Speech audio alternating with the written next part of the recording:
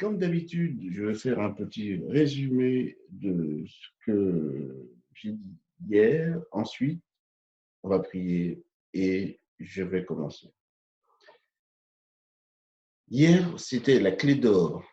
Donc, nous avons lu les textes de Matthieu 7, versets 1 à 5, où Jésus nous dit de ne pas juger, pour ne pas être jugé, parce qu'on va nous juger de la manière dont on aura jugé. Et ensuite, Jésus dit, pourquoi vois-tu la paille qui est dans l'œil de ton frère et ne remarques-tu pas la poutre qui est dans ton œil? Ou comment on peut dire à ton frère, laisse-moi enlever la paille alors que toi, tu as une poutre. Et là, Jésus dit, hypocrite, enlève d'abord la poutre de ton œil, alors tu verras clair pour retirer la paille de l'œil de ton frère. Donc, hier, on a dit, même s'il était de notre responsabilité de veiller les uns sur les autres, et on dit veiller, il s'agit de voir les vraies pailles qui sont dans l'œil de notre frère, pas ceux qui sont dans notre imagination. Donc, c'est vraiment de notre responsabilité de veiller l'un sur l'autre, mais il s'agit de voir les vrais problèmes. Mais surtout pas oublier, c'est ce que Jésus souligne, que si on doit aider les autres à enlever leur paille, il faut d'abord enlever les poutres des nôtres. Et là, nous avons vraiment besoin de l'aide du Seigneur pour régler nos propres problèmes et ensuite, humblement, pouvoir aider les autres. Ensuite, on a vu Matthieu 7, versets 7 à 8. Demandez et l'on vous donnera, cherchez et vous trouverez, frappez et l'on vous ouvrira. En effet, toute personne qui demande reçoit, qui cherche trouve, et l'on ouvre à celui qui frappe. La question hier là-dessus, c'était est-ce que c'est un chèque en blanc? Est-ce que je peux demander ce que je veux? Et José s'était connecté, je disais, donc là c'est Aurélie qui va prendre. Est-ce que si Aurélie, si tu demandes une Ferrari, est-ce que le Seigneur va te le donner? Est-ce que là c'est un chèque en blanc? Tu peux écrire sur le chèque Ferrari et demain la Ferrari s'agarre en bas. En tout cas, ce qui était sûr, c'est que c'est une déclaration de Jésus qui atteste ce que le Père va faire. Donc hier, ce qu'on a souligné, c'est que ce texte est dans un contexte bien particulier, un contexte de jugement qui sous-tend tout le chapitre de Matthieu 7. Donc les 6 premiers versets de Matthieu 7 parlent de ne pas juger les autres, et parce que souvent on fait preuve d'une plus grande dureté envers les autres qu'envers nous-mêmes. Et même Jésus dit qu'on sera jugé d'après les critères qu'on a appliqués aux autres. Mais en fait, ce qu'on doit appliquer à ce texte, c'est surtout ce qu'on applique depuis le départ au Sermon sur la montagne. En fait, c'est quand je prends conscience de ma faiblesse, parce que quand tout ce que Jésus demande, des fois, on se dit, ben, on est incapable de le faire, parce que vous et moi, on peut se dire, aimez vos ennemis, tout cela. Et c'est là où, donc quand on se pose la question, mais qui sera à la hauteur? Comment vivre selon Dieu? Et c'est là Jésus répond et affirme qu'il va nous donner ce que nous avons besoin si nous demandons, cherchons et frappons, parce que c'est un chèque en blanc. C'était la bonne nouvelle d'hier. C'est vraiment un chèque en blanc pour la grâce de Dieu. Dieu répond toujours à nos prières lorsque nous réclamons sa grâce, son pardon et sa force pour vivre comme il le souhaite. Et enfin, on a vu hier la clé d'or. Tout ce que vous voudriez que les hommes fassent pour vous, faites-le de même pour eux, car c'est la loi et les prophètes. Donc, on connaît ce verset comme étant la clé d'or. Aucun problème. Souvent, on oublie la dernière partie. Et ça reprend tout ce que Jésus a dit dès le départ. Parce qu'en fait, la loi et les prophètes, on le rappelle, c'était la Bible de l'époque, c'est l'Ancien Testament qu'on connaît actuellement. Et Jésus avait dit, je ne suis pas venu abolir la loi, mais accomplir. Et là, il dit, car c'est ce qu'enseignent la loi et les prophètes. Donc, Jésus est en train de dire qu'en réalité, la loi, de la manière dont il expliquait comment accomplir la loi, c'est plus un mode de vie qu'une liste de choses à faire ou à ne pas faire. Voilà, c'était un peu le résumé très rapide de ce que j'ai dit hier. Donc, aujourd'hui, on ne sera pas long. Là, vendredi dernier, j'avais pas fait de méditation, en se disant que le week-end est chargé. Bon, finalement, je me suis dit, c'est tôt, c'est plutôt court, donc on va terminer. Donc, aujourd'hui, on termine sur le sermon sur la montagne. Donc, on a vu dès le départ. Et là, en mangeant à midi, je dis à ma femme que si je me suis engagé à faire ça, c'est à faire ces petites méditations sur les paroles de Jésus, c'est parce que je pensais que c'est important. Mais là, j'ai encore découvert que c'était beaucoup plus important que je ne le pensais. Et je me rends compte que je suis né dans l'Église adventiste. Je pense qu'on a loupé pas mal de choses en négligeant un petit peu ces choses qui paraissent simplistes. Mais là, le Seigneur donne vraiment la clé. La clé. Et surtout, on oublie les bénédictions qui sont liées à plein de petites paroles simples. Donc, on va prier et on va commencer la méditation d'aujourd'hui. Seigneur, je te remercie de ce moment que tu nous permets de passer. Je te prie pour ceux qui sont connectés avec moi cet instant et ceux qui vont se connecter, ceux qui pourront voir la vidéo. C'est ta parole, donc tu peux disposer les cœurs à bien comprendre en direct ou à comprendre en différé. Mais ce qui compte, Seigneur, c'est que nous, les auditeurs, maintenant ou après, que nous ayons conscience que tu désires nous transformer. Tu voudrais juste la seule chose que nous devrions faire, c'est te laisser le faire. Aide-nous à comprendre tes paroles aujourd'hui, des paroles que tu as données depuis il y a plus de 2000 ans, mais qui sont encore valables actuellement pour nous. Nous ne sommes pas dignes, Seigneur, mais au nom de Jésus, nous te prions que ton esprit agisse sur nos cœurs. Amen. Donc, dans la dernière partie du Sermon sur la montagne, puisqu'on avait dit, et je le rappelle, j'aime à le rappeler et je le ferai encore, le Sermon sur la montagne commençait avec le caractère idéal des chrétiens avec les béatitudes. Ensuite, Jésus parla de l'influence des chrétiens sur la terre, donc vous êtes le sel de la lumière du monde, le sel de la terre et la lumière du monde. Et ensuite, Jésus nous a parlé de nos propres justices, donc il parle à ses auditeurs, mais il parle à nous également. Et le cœur de ce sujet-là, c'était Matthieu 5, verset 20. Il faut que votre justice surpasse celle des pharisiens, rappelez-vous. Jésus a parlé de notre piété, les actes, les actes religieux qui font de nous souvent de bons ou mauvais végétariens. Après, il a ensuite parlé de nos buts, nos priorités dans le domaine des besoins quotidiens. Et ensuite, il a parlé des relations avec autrui, c'était hier, donc la clé d'or. Et aujourd'hui, donc la dernière partie du Sermon sur la montagne, Jésus parle de l'engagement, de notre engagement vis-à-vis de lui et de son Père. Et là, c'est capital. Franchement, je pense qu'il faudrait que je m'engage vraiment à refaire un résumé de tout ça dans une vidéo avec un meilleur éclairage, avec quelque chose de plus sérieux, entre guillemets, parce que c'est capital. Si vous relisez, vous allez voir vous-même que c'est capital. Reprenez juste Matthieu 5 jusqu'à la fin du chapitre 7 et demandez au Saint-Esprit de vous éclairer. Vous allez voir que c'est des choses capitales. Donc, je vous propose donc la dernière partie du Sermon sur la montagne, donc Matthieu 7, 13 à 29, où Jésus parle de notre engagement vis-à-vis de lui et du Père. Et je vous propose, donc on ne va pas lire tous les versets, mais je vous propose de lire déjà Matthieu 7, verset 21.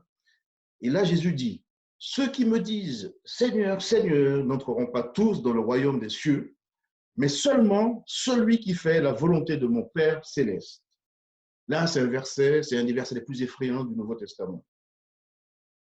Là, Jésus est en train de dire que je peux être perdu, même si je me réclame de lui comme sauveur personnel.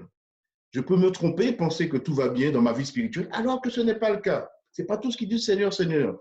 Comme je disais, les pharisiens, c'est super athlètes religieux. Jésus leur dit, il faut que notre justice dépasse le leur. Et là, Jésus est en train de nous dire à nous, c'est pas si on dit Seigneur, même si on se réclame de lui comme sauveur personnel, on n'est pas sûr. C'est effrayant. Et Matthieu 7, verset 21, est également c'est un des plus effrayants, mais c'est l'un des plus sérieux du Nouveau Testament.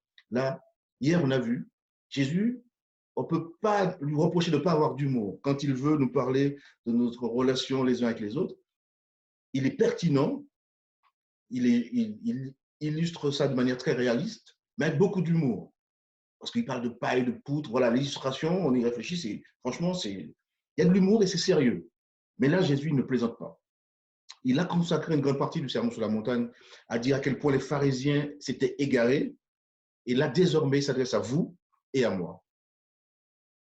Si l'on ne prête pas attention aux paroles de Jésus dans le Sermon sur la montagne, nous pouvons nous égarer même après 40 ans, 50 ans, 60 ans d'adventisme. Jésus parle avec une grande sincérité et je pense qu'il est essentiel pour nous de l'écouter. C'est l'une des raisons pour laquelle j'ai voulu faire ces méditations. D'après le verset 21,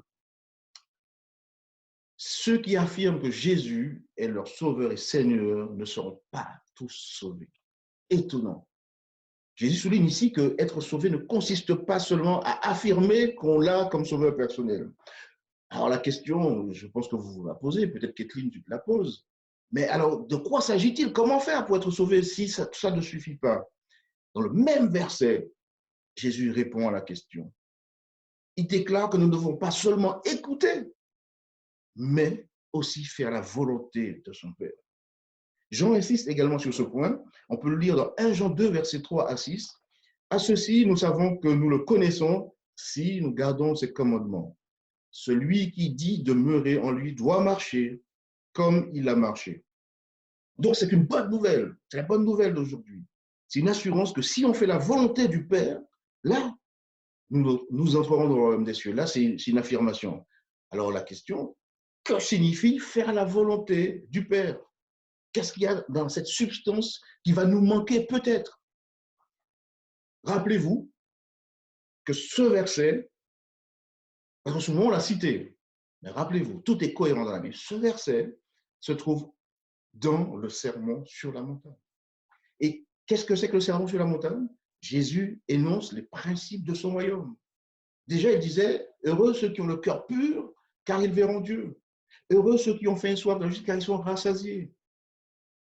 Heureux les pauvres en esprit, car ils verront Dieu. Donc Jésus donne déjà les principes, donc sur le caractère idéal du citoyen du royaume. Après, Jésus donne plein de choses. Donc faire la volonté de Dieu, dans le chapitre 5, le chapitre 6, le chapitre 7, Jésus est clair là-dessus.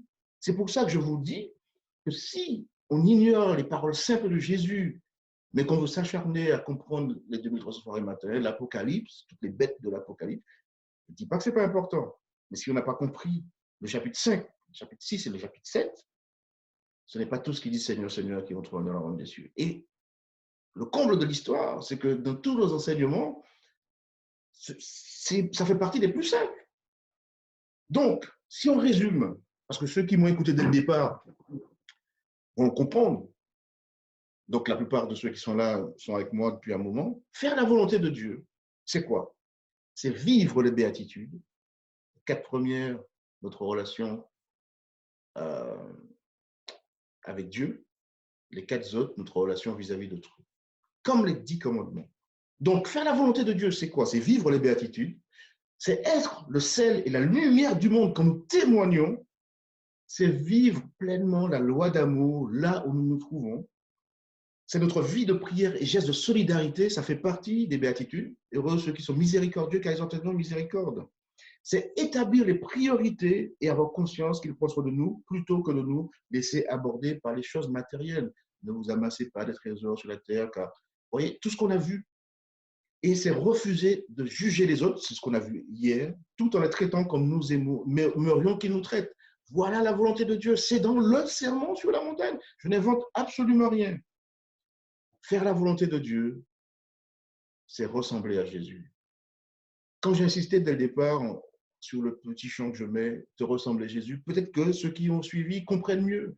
Te ressembler à Jésus, c'est mon espoir suprême, mais est-ce qu'on pèse ce qu'on est en train de dire? Ressembler à Jésus, c'est vraiment cela. Le pire, la bonne nouvelle dans tout ça, c'est que Jésus nous dit, il suffit juste d'avoir faim et soif. Et c'est lui qui va nous rassasier. C'est lui qui va faire en sorte qu'on ait un cœur pur. Et on va arriver très vite la semaine prochaine. Le divin obstétricien, ne loupez pas. Je pense que c'est lundi. Et là, on va voir ensuite le cœur de la bonne nouvelle. On va voir que Jésus nous donne toutes les clés. Donc, si, parce que là, on va arriver à un autre verset terrible. Et je pense qu'on va y aller tout de suite. Les versets 22 à 23 de Matthieu 7. Beaucoup me diront ce jour-là, et c'était le titre de la méditation aujourd'hui, ce jour-là nous connaîtra-t-il? Seigneur, Seigneur, n'avons-nous pas prophétisé en ton nom? N'avons-nous pas chassé les démons en ton nom? N'avons-nous pas fait beaucoup de miracles en ton nom? Alors là, Jésus s'adresse à ses auditeurs en fonction de leur activité, ce qu'ils connaissaient. Je pense qu'on peut mettre à jour un petit peu les paroles de Jésus aujourd'hui. Seigneur, n'avons-nous pas payé notre dîme? Seigneur, n'avons-nous pas chanté?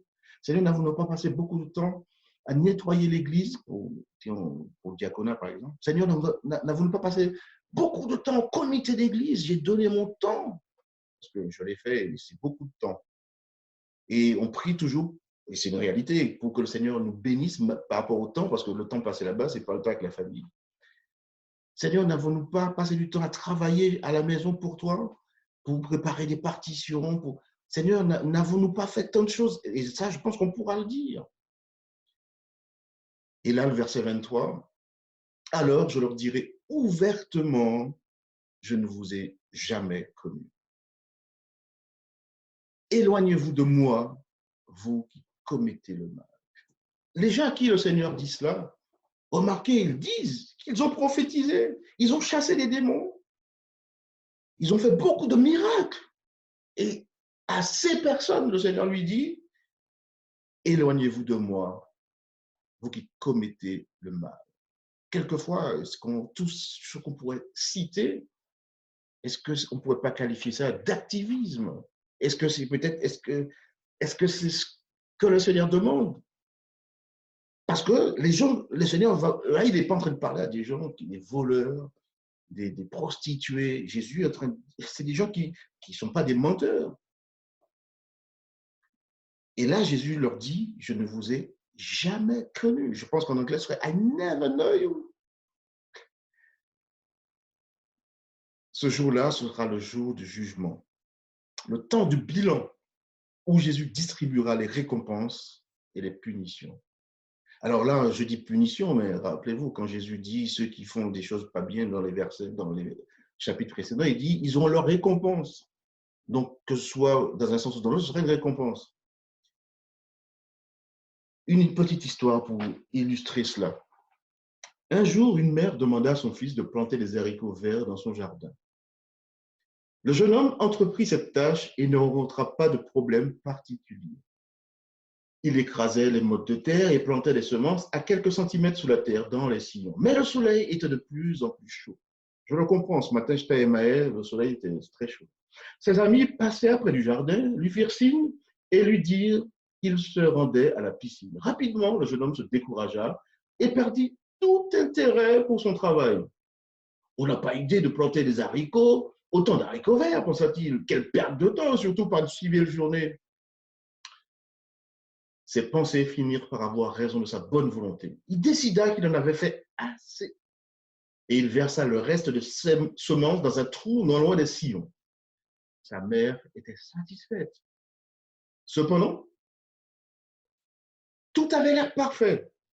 Puis, ce jour-là arriva. Dans cette histoire, ce fut le jour où les germes commencèrent à pousser. Tout le monde comprit ce qui s'était passé. Le temps des comptes était venu. Jésus nous dit que ce jour-là, ça va concerner le monde entier. La façon dont on aura mené notre vie, la façon dont on aura pris en compte les paroles de Jésus dans les béatitudes jusqu'à la fin du sermon sur la montagne, la façon dont notre justice aura dépassé ou pas celle des pharisiens, la façon dont on aura faim et soif de justice, la façon dont on sera attaché à laisser Dieu nous donner un cœur pur fera la différence.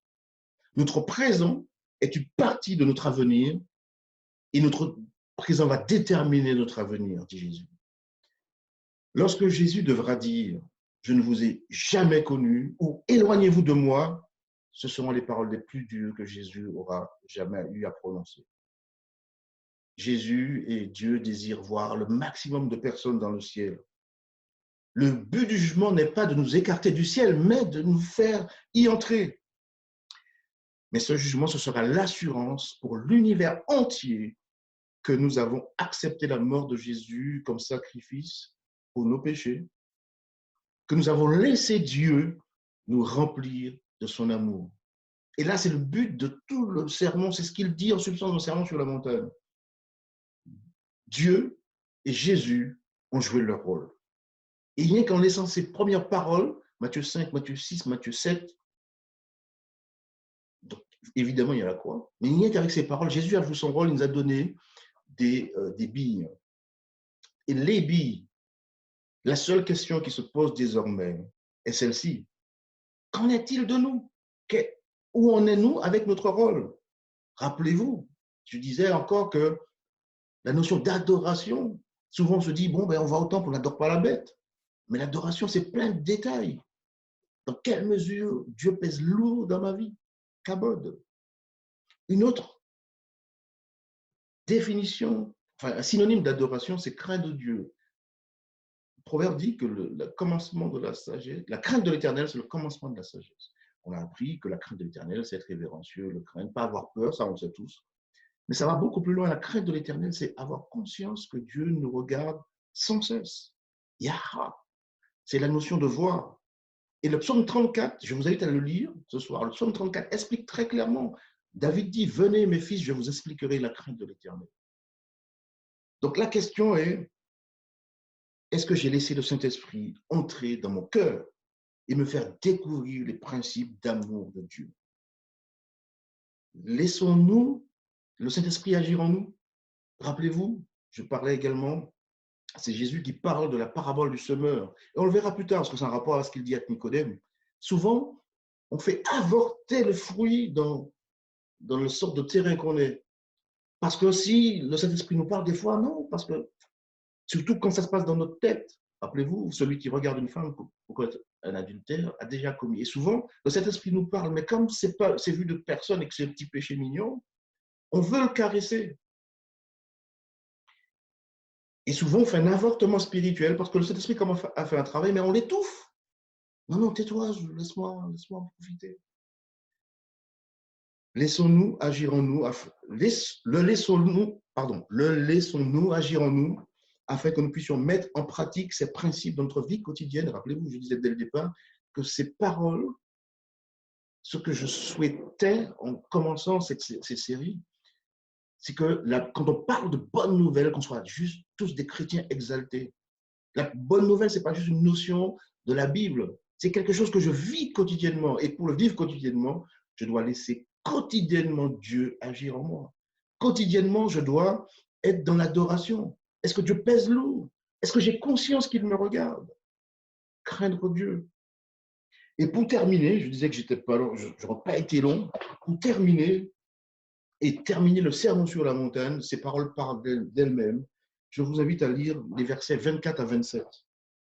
C'est pourquoi je vous dis, quiconque entend ces paroles que je dis et les met en pratique sera semblable à un homme prudent qui a bâti sa maison sur le roc. La pluie est venue, les torrents sont venus, les vents ont soufflé et se sont jetés contre cette maison. Je pourrais rajouter, le coronavirus est venu, les tremblements de terre est venu, les licenciements sont venus. Elle n'est point tombée parce qu'elle est fondée sur le roc. Mais quiconque entend ces paroles que je dis, donc là on parle des sermons sur la montagne. Il ne parle pas encore des grandes théories, on ne parle pas de la justification par la foi de Paul, tout ça. Il ne les met pas en pratique, sera semblable à un homme insensé qui a bâti sa maison sur le sable. La pluie est tombée, les torrents sont venus, les vents soufflés, ont battu cette maison, elle est tombée et sa ruine est écrasée. Les deux derniers versets du chapitre 7 qui clôt vraiment le sermon sur la montagne. Après que Jésus eut achevé ses discours, la foule fut frappée par sa doctrine, car il enseignait comme ayant autorité. La question là, c'est que est-ce qu'on est ébahi comme la foule devant les paroles de Jésus? Est-ce qu'on reconnaît dans ce que Jésus dit dans Matthieu 5, Matthieu 6, Matthieu 7, est-ce qu'on reconnaît l'autorité de Jésus, en tout cas sur nos vies? Ça, c'était la question. Je vous invite à terminer avec moi la première série, les premiers épisodes donc, du ministère de Jésus. Ça devrait se terminer d'ici mercredi.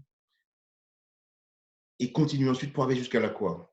Et en cheminant, je pense que ce que je souhaite pour moi d'abord et ensuite pour vous, que nous reconsidérions les paroles de Jésus, que nous reconsidérions cette notion de bonne nouvelle pour que cela nous serve quotidiennement.